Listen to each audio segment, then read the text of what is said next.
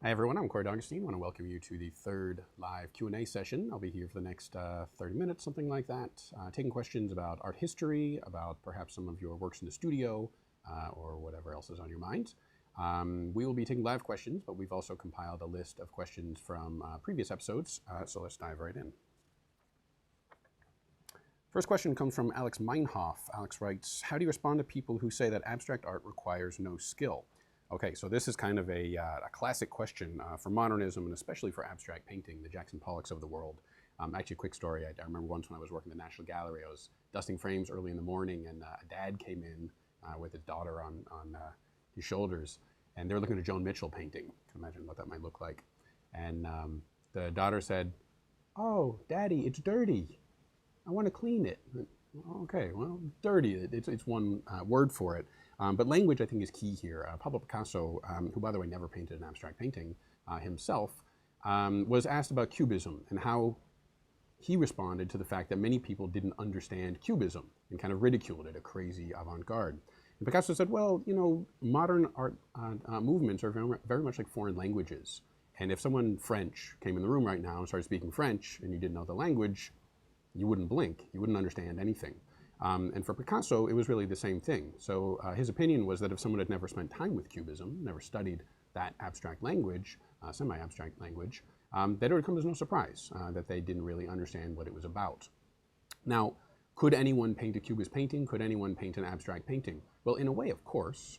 But if we can run with this analogy a little bit longer, you know, if you start to study Chinese, your first class in Chinese language class, you're actually just making noises. You're making not words, but just sounds that are vaguely Chinese. But they don't mean anything, right? So you can imitate that, but if a Chinese person walks in the room and starts to try to understand what you're saying, of course you're not getting anywhere, right?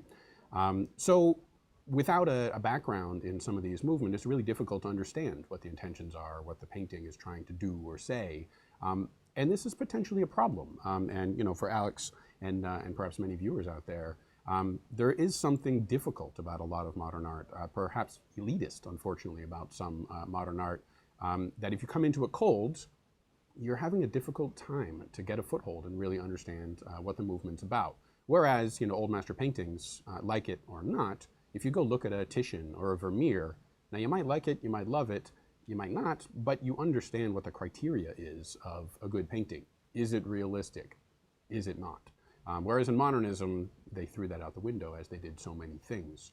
So this is a huge topic. I mean, we could talk about this for the next half an hour, but I hope anyway that's an introduction to this idea that, yeah, it's fair to say that some of these movements are really difficult. They do require a little bit of homework, and if you don't want to, no problem.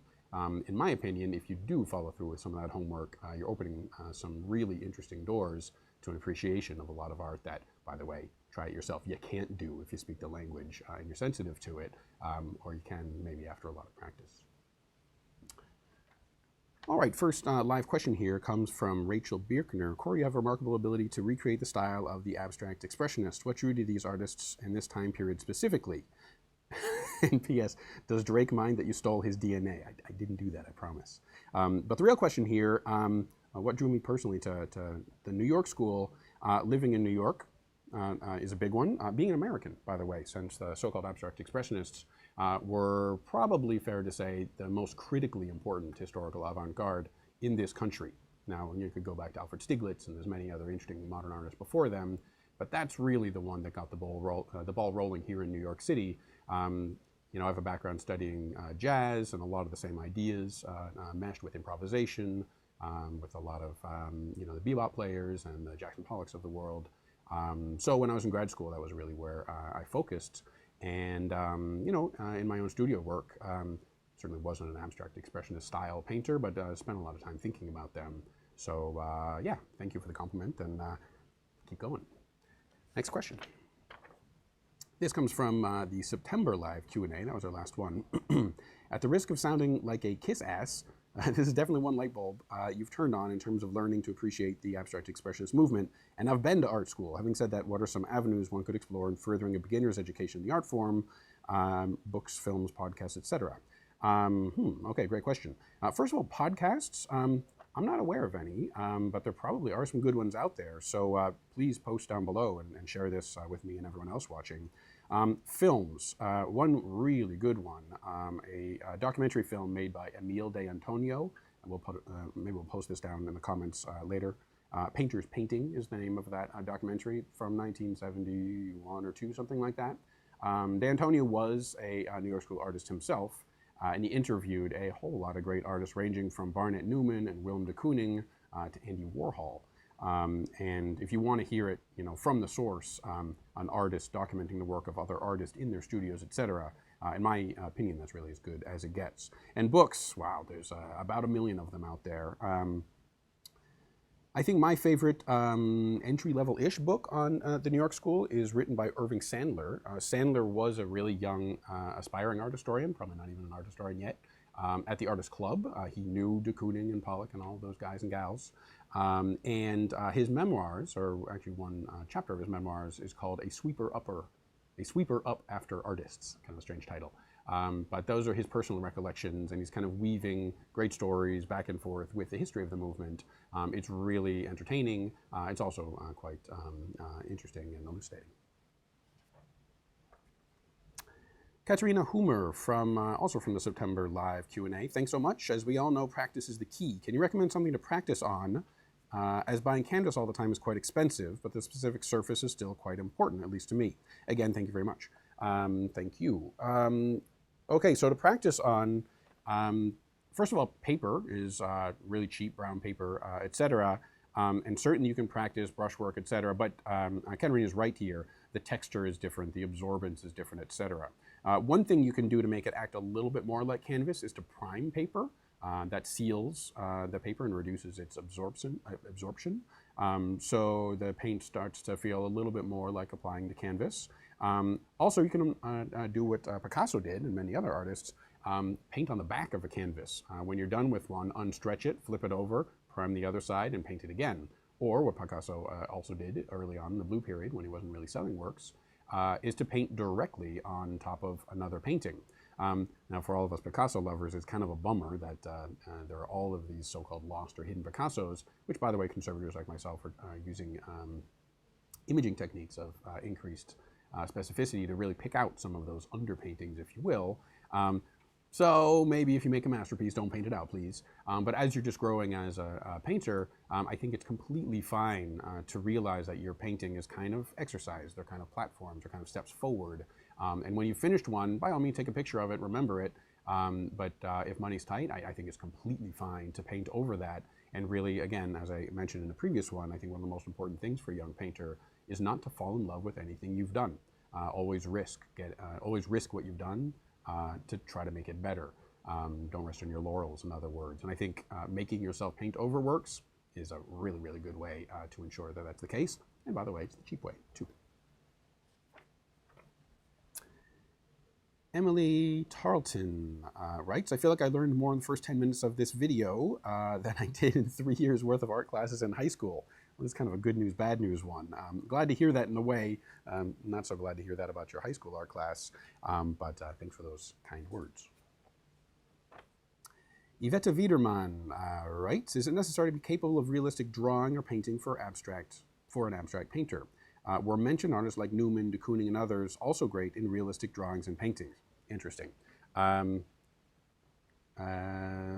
Is it necessary? This is a case-by-case situation. It really depends on what kind of abstract painting you're making. Willem de Kooning, as you probably know since you're here, really exercised a kind of battle between painting and drawing in his painted canvases, drawing with a loaded brush, drawing back on top of a painting, painting back on top of a drawing, etc.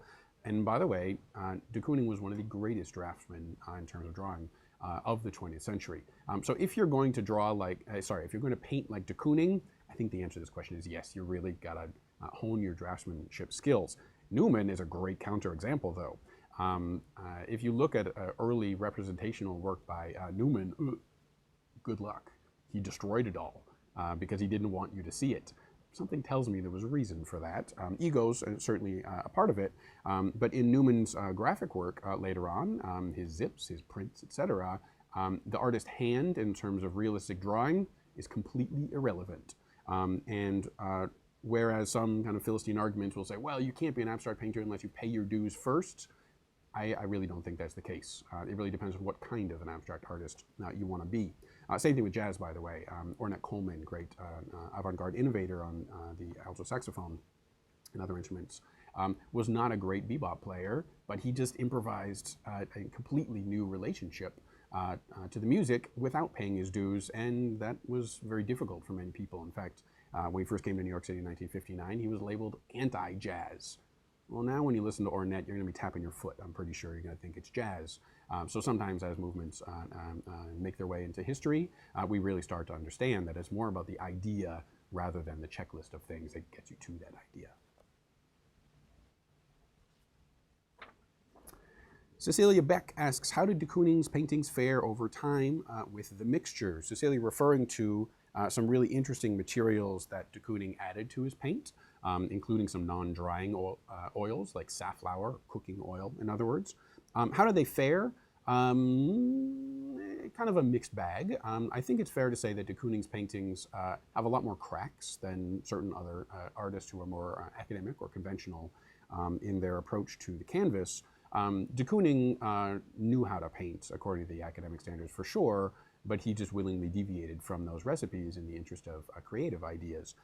In other words, fat over lean, that rule of thumb of oil painting, or really any kind of painting, how to make a painting that lasts. He didn't do that. So in many cases, actually, we see drying cracks in his painting. Now, what a drying crack is not a crack that happened because someone crashed into it or kicked a soccer ball against it, or that the temperature, the humidity varied wildly in your living room. Instead, it's those cracks forming as the paint dries. So those cracks, they're actually not a damage. It's not a condition problem for the painting. It's something that the material did naturally as it dried in the studio. At the very least, de Kooning accepted these kind of drying cracks. And having looked at a lot of de Kooning paintings, I'm pretty confident that actually he invited these drying cracks at times. De Kooning getting really wrinkly textures sometimes, adding way too much medium, at other times working super dry and underbound and having cracking kind of dry paint surfaces. De Kooning really made paint do everything that it possibly could do, including not dry, as we talked about in a previous video, where some of his paintings still have drips that are literally still wet today, 50 years down the road, and they're probably not drying anytime soon. Pamela writes, question for you, Corey.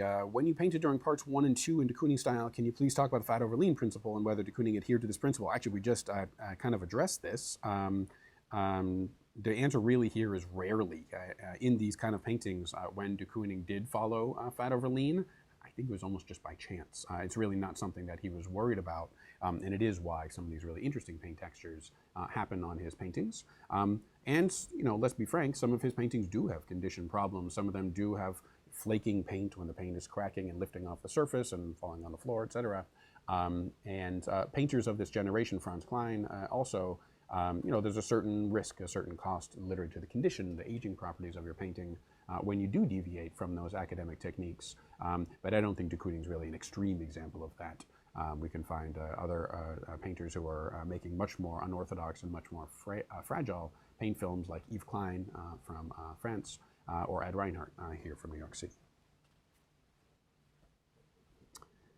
Arno M73 writes, a big thanks from Germany for everything. Big fan of your videos. Which binder is best to use with acrylics to get more fluidity? Any thoughts about mixing oils and acrylics? Would love to hear more about Pierre Soulages. Actually, I just finished working on Pierre Soulages painting, a great abstract painter who's still kicking, by the way, still working in Paris. Okay, so the question here about getting more fluidity with acrylics. Okay, one way to do that is to add solvent, which in this case is water, which cuts the fluidity of your paint. But if you're trying to increase also the translucence of your paint, there's a really wide range of additives for acrylics. Now, the truth here is that, within all of these different lines, and I'm talking about commercial brands of acrylic paints, a lot of these additives, they're really, really similar to each other. They have the same binder or really closely related binders. They might have rheological modifiers. That sounds complicated, but just something to change the flowability, the brushability of your paint. And each one of these companies has their own names and their own brands of different approaches to cutting the viscosity of your paint. Another way to do it is actually just to add a surfactant, like a little bit of alcohol, ethanol, which you can buy at the drugstore. Just a little bit is going to cut the surface tension of your paint. And really, that's a whole lot of, I think, what this question is about. So sorry, there's not a super specific answer, but you know, if you're working with golden paints or Liquitex or what have you, explore some of these different additives. And I really encourage you to you know, get a piece of masonite or a canvas and do some paint outs, do some tests. So take a little bit of cadmium red and add equal part of one additive, and then do the same thing in another one, and another one, and then make the same brushstroke down and start to get a feel for, the fluidity is much higher in this one, but it's much more translucent, or this one's more opaque, or this one has a body to it, it's more kind of a waxy kind of thickness to it. These days, it's a nice time to be a painter in the acrylic realm, since there is a really wide range of materials available to us.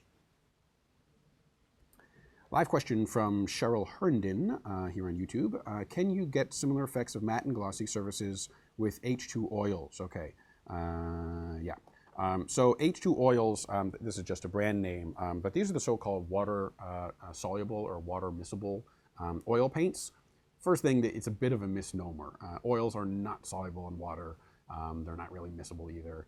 These are emulsion paints, and before you start getting freaked out, don't worry, most acrylic paints are also emulsion paints. The so-called water-soluble oils is just a different binder in there. For me, they still really feel plasticky. They are plastics, by the way. They have plastic components in them. So yeah, they look more like oil than acrylic emulsion paints do, but for me, the handling properties, I'm not really convinced. Moreover, they're relatively young. Someone can tell me exactly how long they've been around, but I'd want to guess, I don't know, 15 years, something like that. So really, and conservators have studied these a bit, but really the best way to understand a material and its aging process is to, well, stick around for 100 years.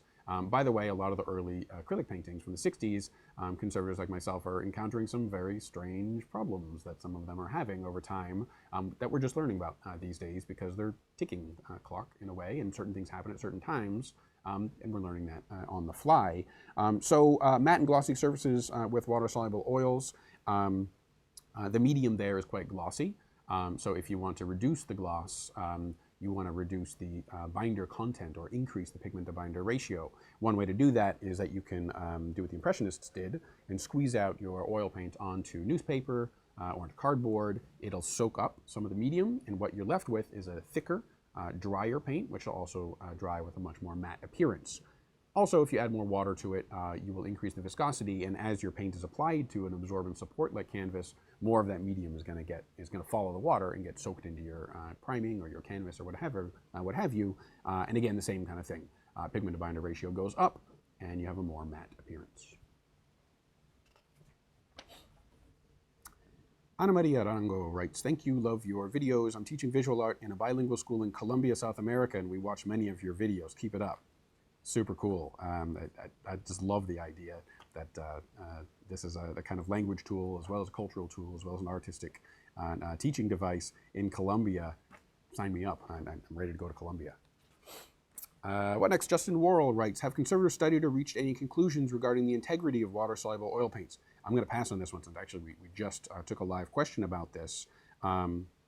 Assuming I follow all the traditional rules, fat over lean, proper ground, how many generations of my family will get to enjoy my awesomely mediocre paintings? We don't know, is really the answer to that one.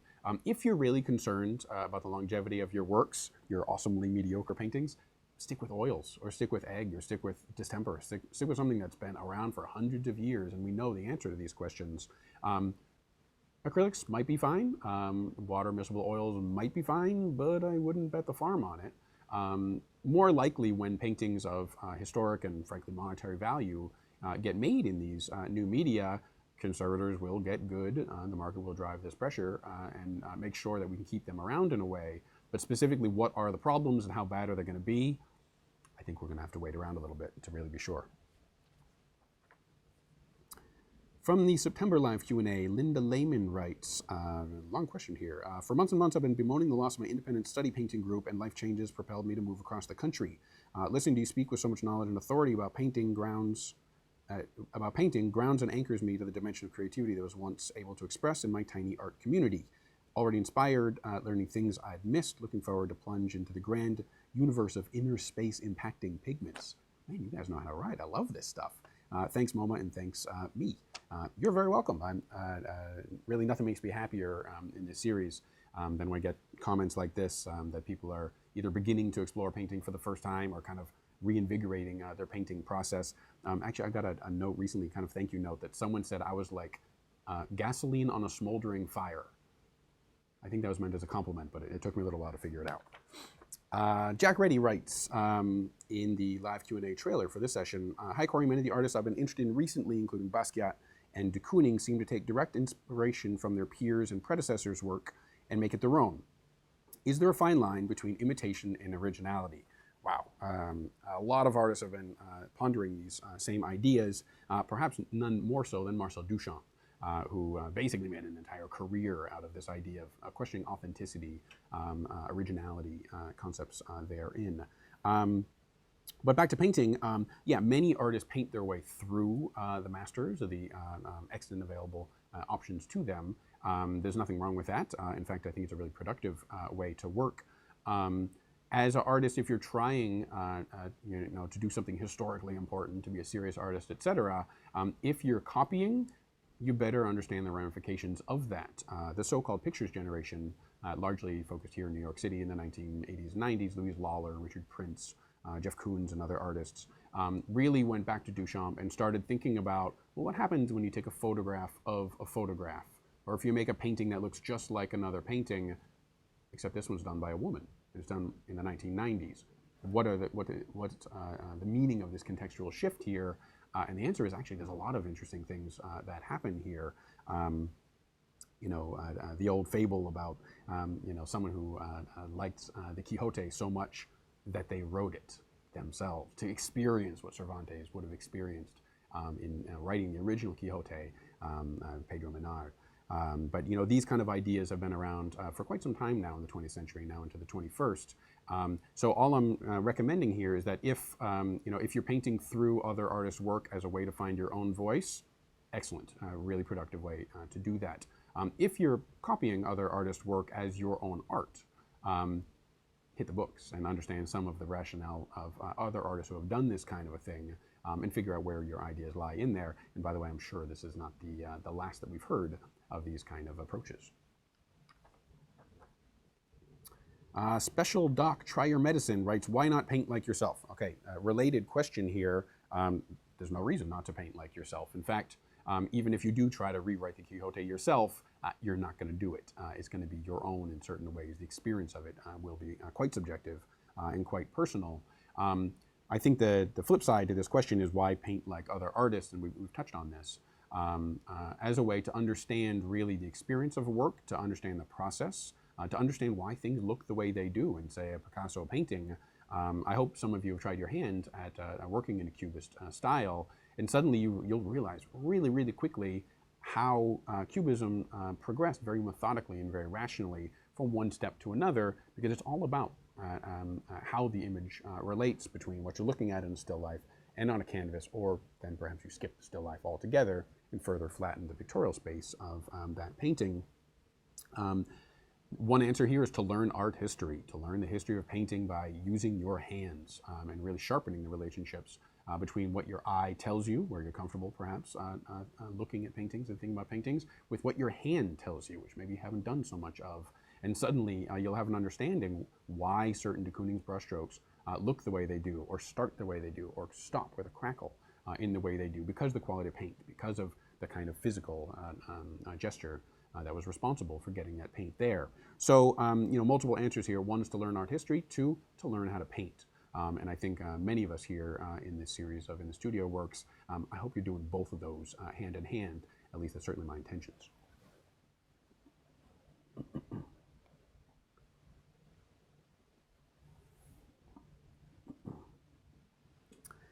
Alberto Arredondo on Twitter writes, I'm working in Tempera Grassa.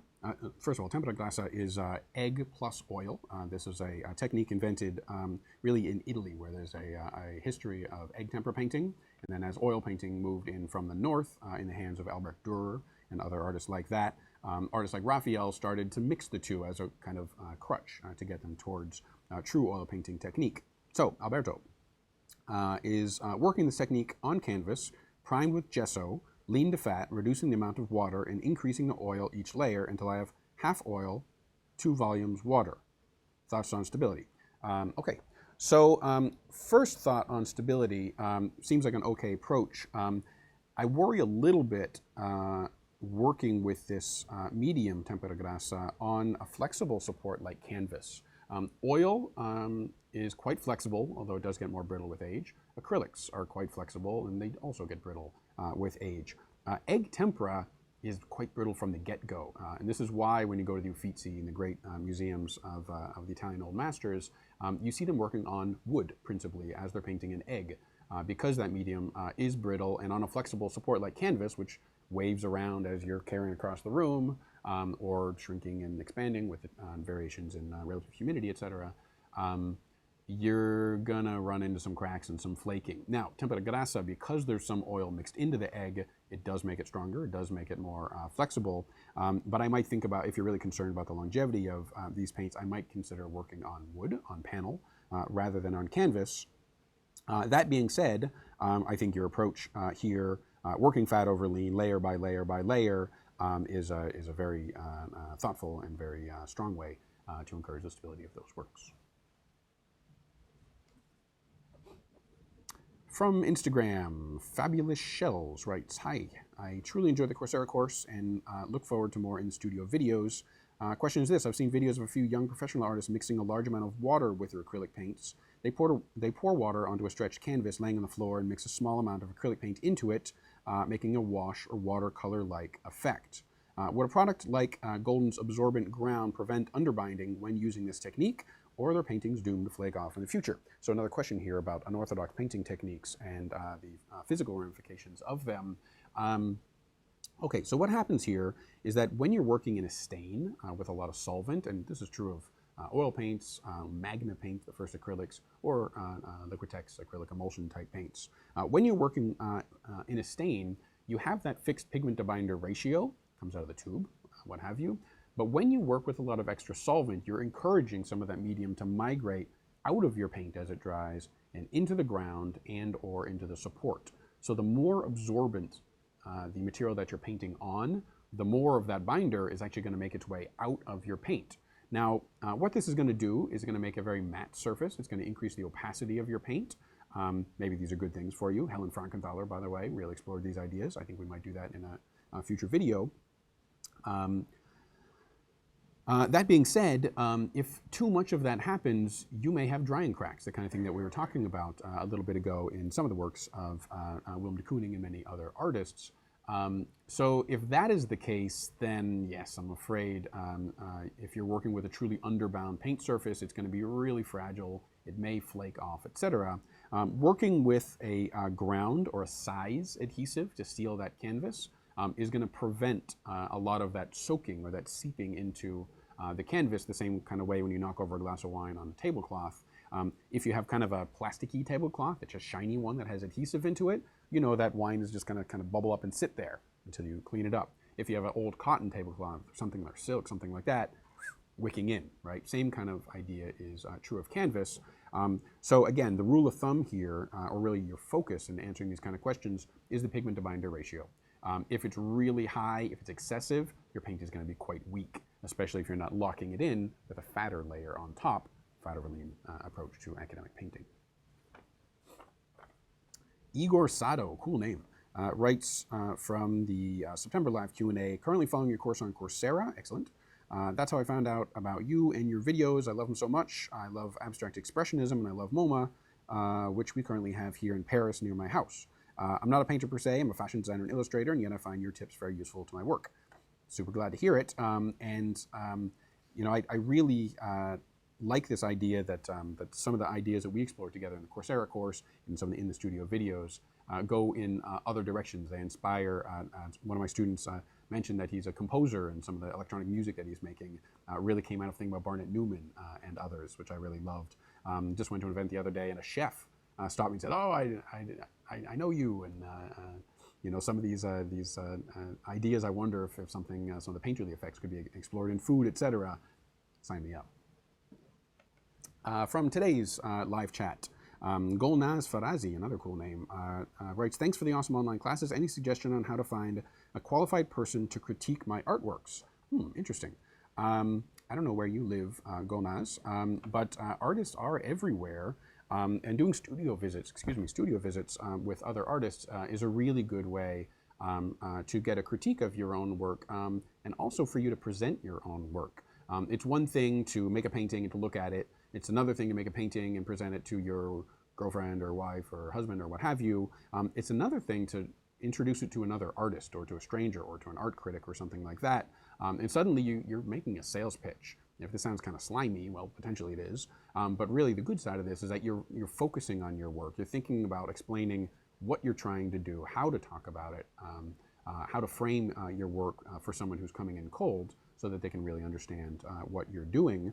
How to find these people, well, probably I think the Coursera course is a great way to start. We have students from all over the world, so I'd encourage you to post there about where you live and see if there's someone else in the course who's local or semi-local. And certainly in the Coursera course, there is a lot of kind of inter-student critique going on. Of course, this is dealing with JPEGs and TIFFs, which, as we found out in the course, are quite useful, but not as good as the real thing, paint in the flesh. But I think it's a really good way to get started in this kind of process. Wish you all the best. Stars in Ink on Instagram writes, will oil, protein, and water-based paints, protein-based paint, we're talking about egg, by the way, egg tempera, will oil, protein, and water-based paints applied to an acrylic-based ground stand up to time, or will they eventually delaminate? Is it true that early oil painters use calcium carbonate in their paints to make them more paste-like? Okay, two kind of unrelated questions here. First one, can you work on an acrylic-based ground for all these different kind of paints? And thankfully for us, sometimes it's easy. The answer is yes. You can paint acrylic over an acrylic ground. You can paint oil over an acrylic ground. You can paint egg over an acrylic ground. They're all going to work. In fact, these days, I really strongly recommend working with an acrylic ground, regardless of what kind of paint you're going to work with over it, because not only does it provide a nice seal to the canvas, it also provides a flexible kind of ground so that, again, if that canvas waves around over time, it's not prone to cracking like a glue ground would be. That's a hide glue, an animal glue ground. Or an oil-based ground also could be over time. So all of these things work, but I think the idea of working with an acrylic ground is a really good one. Again, it's nice to be a painter these days. Is it true that early oil painters use calcium carbonate in their paints, kind of chalk, to make them more paste-like? Indeed, sometimes. Indeed, that's a white pigment. So some white oil paints principally use that paint, and it also does make it more pastose or thick, more toothpaste-like, and certainly some artists deliberately did that. By the way, you can do the same thing with lead white, as Rembrandt and others did, so it's not that that's the only white pigment out there that could do it, but it's a cheap one, and then there's really no reason not to. No rubber gloves, frowning face. Okay, so let's talk about safety here. Oh, by the way, this comes from the video on turpentine burns that Mark Rothko and others did, taking a rag wet with solvent and scrubbing back into the canvas. This Weberon, Ron maybe is suggesting between the lines here that you should wear rubber gloves. Now, if you're doing this every day, I strongly agree with you. If you're working with turpentine, turpentine's a relatively strong solvent, and it will really, dry out your hands, and you'll crack your hands. And if you're working with toxic pigments, not a great idea anyway, you run the risk of quite serious things. First of all, I was working with just mineral spirits, super low toxicity, and I don't do that every day. So is it a good idea to wear rubber gloves? Yes, certainly. For many of you out there, I think you'll find, though, that working with rubber gloves feels a little weird and uncreative, etc. I've gotten used to it as a conservator. We wear gloves all the time. But the first time you have a small brush in your hand with a rubber glove, it's going to feel a little bizarre. So safety is really important, of course. Wearing rubber gloves, if you're painting every day, if you're smearing paint all over your hands every day, definitely a really good idea. If you're working with just a little mineral spirits on a rag, every once in a while, I think I'm doing okay. But to each his own, always safety is a good idea. Pedestrian rage. Whoa, sounds like someone who doesn't like bikers here in New York City, writes, absolutely love this new series. It has turned me into a fan of abstract art. I used to lambaste it. Can you explore watercolor as a medium in modern abstract art? Yeah, that's a good idea. There's a lot of really interesting modern watercolor artists. Cezanne made some wonderful watercolors. Marin here in New York City made some great ones in the beginning of the 20th century. My own background, I work with watercolors a lot as a conservator for in-painting techniques. It's very reversible on a lot of kind of paintings. In my own work, I haven't really worked with watercolor that much, but I'd be happy to explore it and demonstrate a couple of the key ideas. Maybe we can find someone better than I am in watercolor to do that kind of thing. I think it's a good idea. From the YouTube video on how to paint like Picasso and Georges Braque, that's the Cubist video, Pam writes, this is such an interesting video. Would the style work with watercolor? Similar kind of question. Absolutely. Picasso and Braque, to my understanding anyway, they did work in water-based paints, but more in studies, more in sketches, more in preparatory kind of works. By the way, for 1907's Demoiselle d'Avignon, the great early Cubist Picasso masterwork, which is in the collection here at the Modern, there are some really interesting preparatory sketches. Google them, you'll find them, for that great painting. And we can see how Picasso was thinking about that composition and how he changed it quite radically, in fact, as he approached that really watershed moment in the early 20th century. Absolutely, there's no reason why you couldn't paint a Cubist work in watercolor. The big difference here is that your paints are going to be quite translucent. And as I hope I convinced you in the video, a whole lot of Cubism is about compressing pictorial space or flattening that illusionistic volume of Old Master painting. And a lot of that is done with very opaque paints. In fact, almost all the paints I applied to that Picasso type painting were quite opaque. So if you work in watercolor, everything's going to be translucent. It's going to be more challenging for you to really get the same kind of density and opacity in your composition, but maybe you'll find some really interesting avenues forward. I wonder if that's one of the reasons that Picasso and Braque didn't work so much in watercolor for finished works, but I'm just speculating here. Also from the Picasso video, cool, though the blue dots seem a bit sloppy. You know, it's funny, this is Mode Stroker 1, nice name. I personally, I live with this painting now, it's on the wall in my house, and I go back and forth on this. Sometimes I really like that, and other times I kind of agree with the writer here that they do seem a little sloppy. Sometimes the sloppiness of a Cubist painting is really interesting, though. In tension with all those lines and all the grammar of geometry, etc., to have the kind of manual imprecision in there is quite nice. I think, you know, this is something that Picasso would agree with. If you look at Picasso's neoclassical works or his Blue Period works or his academic works early on in his life, man, that guy could paint. But then you look at some of his paintings in the teens and the 20s, and they're aggressively clumsy and aggressively ugly. And even some of the really gorgeous, to my eye, Cubist paintings, he's working with this really lumpy, stiff, staccato kind of brushstroke, which is a little bit, you know, lumpy and bumpy and gross looking.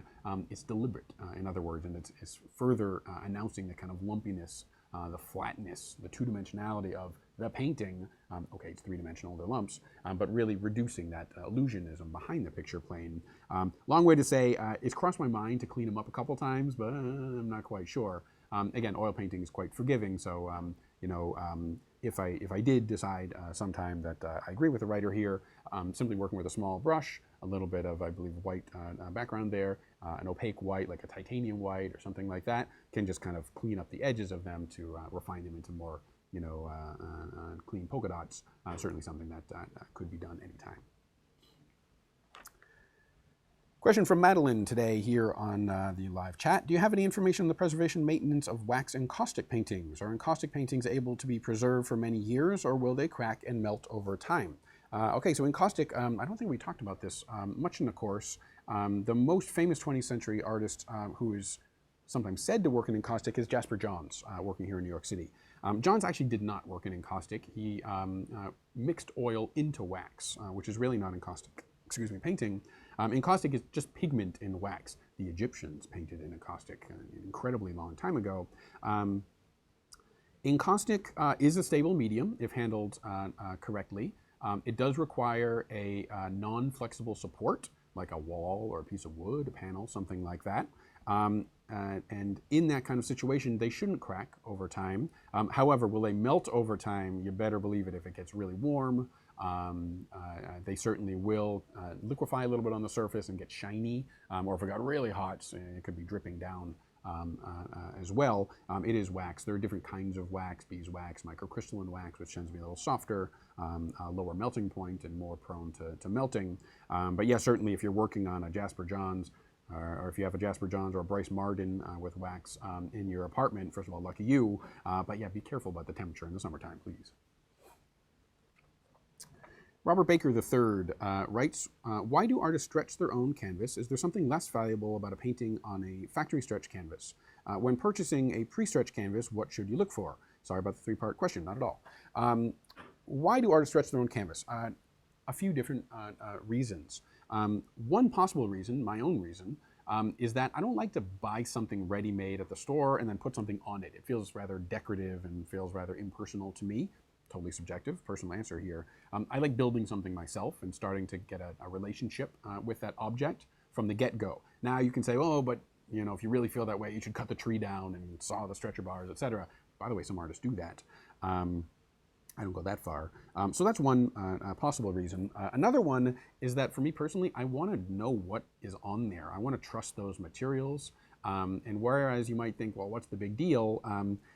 Sometimes it is a big deal. I'm not going to mention specific names, but there's a certain line of canvases which were used by some important artists, by the way, that paint just didn't stick to after 10 years. And the reason why is that this commercial canvas maker applied some kind of a sealant on top of the primer, so it looked shiny and glossy and clean and made you want to buy it off the shelf, except paint started to delaminate on it over time. You can imagine if you're an artist who made an entire body of work on that canvas that you bought from the store, you're pretty upset about that, and certainly there are artists out there who are. If you do work on a commercially primed canvas, my own suggestion here, just to make sure that is not going to happen to you, take some sandpaper and sand through whatever the surface coating that may be on there, and make sure that it's really truly absorbent and your paint is going to get some tooth into the ground there. When purchasing a pre-stretched canvas, what should you look for? Now it's really up to you. If it's a reputable vendor, and certainly there are plenty out there, you want to think about the thread count of the canvas. Should it be rough? Should it be smooth? Single prime, double prime, triple primed, how thick? And you know, if you're sanding a triple prime canvas, you can make it super smooth. Whereas a single prime canvas, you're going to be still picking up some of the warps and the wefts, the textile surface of the threads there. So this is really now about the appearance of your work over time. Happy painting, Robert. Argan Diego writes, hi Corey, I stretched my canvas and primed it. The tension was excellent, but after painting on it with oils and using a spatula or a palette knife, the canvas lost its tension. The surface moves like jelly. Yikes. Could you give me some tips? Thanks. Okay, so this often happens if you're putting a lot of pressure on the canvas during your painting process. Palette knives will often do this, or if you're really violent with your work and hacking and slashing, Kooning style, perhaps you might do this as well. A couple answers here. If you've already done that, hopefully you're working on a stretcher and not a strainer. Watch the videos in the Coursera course for the difference there. But a stretcher, you can key out the corners and the crossbar, etc., to supply an increased tension in certain regions of the canvas where you might have a little beer belly or what Argan Diego writes as a jelly kind of loss of tautness or loss of tension in the canvas. So that's the entire idea behind those keyable, expandable stretchers, is that you can get some of that tension back if that happens. Or by the way, if you have a fireplace and you, on a cold day like today in New York, you burned a couple logs, the humidity went way down, and then your canvas had a little bit of a lack of tension again. So that's one idea. Another idea, if you're going to be working with palette knives, etc., is that maybe you don't want to stretch it first. Maybe in fact you want to take that canvas and staple it directly onto a wall that you're going to paint on. In this way, here's the wall. When you're scraping on it, you're not actually flexing the canvas because there's a wall behind it, and you're getting a nice firm resistance. When the painting is done and when it's dry, then you can stretch that canvas over stretcher bars. In the late work by Philip Guston, he worked that way. By the way, Kooning worked that way a lot of times too. And that approach has another potential benefit, that you can kind of decide the dimensions of the canvas after you paint it. You can crop out an area. Guston, if you look at his work from the 70s, often had a pencil line of a big rectangle where he thought the canvas would be, but then sometimes actually it grew as he worked with a composition, or sometimes actually shrunk, and he ended up folding over part of the canvas. The pencil line is actually in the back of the painting now. At any rate, a lot of really good artists have used that approach. You might give it a shot. Nina Shukailo writes, I really love fantastic International Klein Blue, IKB. This is kind of blue paint that the French painter Yves Klein developed and actually patented in France. Do you know if it's possible to purchase the pigment or how to substitute it if not? Actually, you're asking the right person because when I used to work here in the conservation department at MoMA, I did a lot of research on Yves Klein and a really important painting of his in the collection here. The pigment that he worked with is synthetic or French ultramarine. That's widely available all over the world. And in fact, for a long time, it was thought that there was just one blue and only one store in Montparnasse in Paris that sold just the right pigment. But actually, I found out that the pigment that is sold there today isn't exactly the same one as what he was working with anyway. So it's less about the pigment than it is about the paint. IKB, International Klein Blue, is a combination of a polyvinyl acetate. That's a kind of synthetic resin, a little bit like acrylic. And the solvents are really important, working with ethanol, that's alcohol, and ethyl acetate, some acetone. And depending on the formulation of the paint, something that's either brushable or rollable, or sprayable, etc. By the way, Klein died in his 30s, and he wasn't particularly worried about some of the health risks of these materials. I hope you are, please. At any rate, the short answer here is IKB. It's less about the pigment, get some synthetic ultramarine, you'll be happy, than it is about the paint itself. And maybe we can tackle this in the studio sometime, get some Europeans in the mix. That could be quite interesting. Miss Telly today on YouTube writes, please be this generation's Bob Ross. I'd be happy to. I think a lot of you know Bob Ross and his Happy Little Clouds. You can find them on YouTube also. Bob Ross is just a hero of mine and many painters out there. His paintings, maybe they're not the most sophisticated and beautiful works, but man, it's just nice to listen to that guy talk. So if you have the same relationship to some of my videos, and I'm flattered. Believe it or not, years ago, 20 years ago, for Halloween, I went to a party as Bob Ross once, so maybe it's fate. From the Axe Martin video, Bruno Galvan writes, you're the cool sequel of Bob Ross. Hey, Bob Ross is pretty cool, so I take offense. Sol Izanami writes, dude looks like Drake's uncle. Dude, I'm not old enough to be his uncle, please. C.S. Imming, hey Corey, still use your info from the Abstract Expressionism class. Think of you often and tell others about the classes. Still have my painting of you when I gave you de Kooning teeth. I remember that one too. Watching the videos again and hope you do more. I'm not going to post that. I can only imagine what kind of comments I'd get. Jen Egelnick writes, I have the nerdiest fangirl crush on this guy. Jen, first drink's on me. Okay, and let's move on to some requests. A lot of requests for artists to cover in the course, not in the course, but in the studio series, which we're continuing this spring, most likely with 2 episodes. Do stay tuned for those. Jake Colvin, a couple weeks ago, writes, how to paint like Basquiat. In fact, if you spend a little bit of time in the comment sections of many of these videos, I think Basquiat is winning this competition for most requested. I would love to. I think Basquiat is a really interesting artist, has a really interesting set of materials that he kind of went back to, although he was quite diverse. My opinion is not the only one. It's quite complicated to make these videos, and there's a couple other, more than a couple other voices that need to weigh in here. But trust me, Basquiat remains on the table, and I hope we can do that sometime. Helen Frankenthaler, another one I think we might tackle. Frankenthaler, a New York School painter inspired by Jackson Pollock, as so many of those artists were, who stained the canvas on the floor rather than dripping on it. Might check out some of her work soon. Mary Thompson writes, I love to see episodes on Frida Kahlo, Mary Cassatt, Georgia O'Keeffe. Yeah, Impressionism, Post-Impressionism, we could definitely do a video on. Frida Kahlo, interesting. Frida was very interested in and influenced by the tableau painting. That's indigenous Mexican kind of folk painting techniques, often in, but not exclusively in the Catholic tradition in recent centuries. But Kahlo really used that vernacular in a modern sensibility. And I think that could be quite interesting. Georgia O'Keeffe had a really delicate hand. She was a really subtle and really beautiful painter. She didn't use materials or techniques that were all that idiosyncratic. But she just refined them to an extreme degree. Would be definitely worth our time. You should do a video exploring Gerhard Richter's abstract painting style. I'd be happy to. By the way, there's a great documentary recently on Gerhard Richter where you can watch Richter doing Richter paintings, which obviously would be much better than mine, but he doesn't really talk you through them as I might, so another good idea. Philip Guston, Richard Diebenkorn, Joan Mitchell, Italian Futurism, a whole lot of great ideas here. We definitely do pay attention to these, so please keep them coming. In a way, we're keeping score a little bit about interest, but it's also great to say, oh yeah, Italian Futurism video, that could be really interesting, building on the Cubism video. So some great ideas here. Thanks for those.